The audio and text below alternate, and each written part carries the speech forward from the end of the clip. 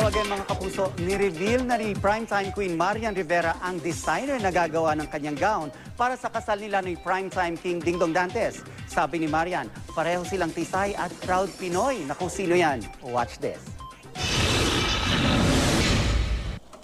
Nitong mga nakaraang araw, naging sekreto kung sino ang gagawa ng wedding gown ni Kapuso Primetime Queen Marian Rivera para sa kasal nila ni Dingdong Dantes sa Disyembre. I'm sure excited na excited Sobra. Ito talaga isa sa mga espesyal talaga at dapat talaga pinaghahandaan. Isang beses lang ito mangyayari sa buhay ng isang babae. So, kailangan gusto ko maganda, perfect. Kaninang umaga, sinamahan ng GMA News si Yan nang makipagkita siya sa Pinoy international designer na si Michael Cinco.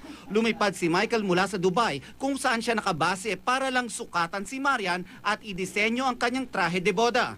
Kahit nung hindi pa ako ikakasal, siya talagang isa sa mga paborito kong designer talaga. At sobrang unique, sobrang fresh, sobrang class. Mayroon na raw disenyong naiisip si Marian para sa isusuot niya sa kanyang dream wedding. Gusto ko maging presentable kay God na dun sa wedding gown na yun presentable na siguro less skin. I want her to make her beautiful and fabulous in that wedding. 3 buwan na lang ang natitira para sa preparasyon para sa gown at sapat lang daw ito para lumabas na maganda ang isusuot ni Marian sa tinaguriang Kapuso Wedding of the Year.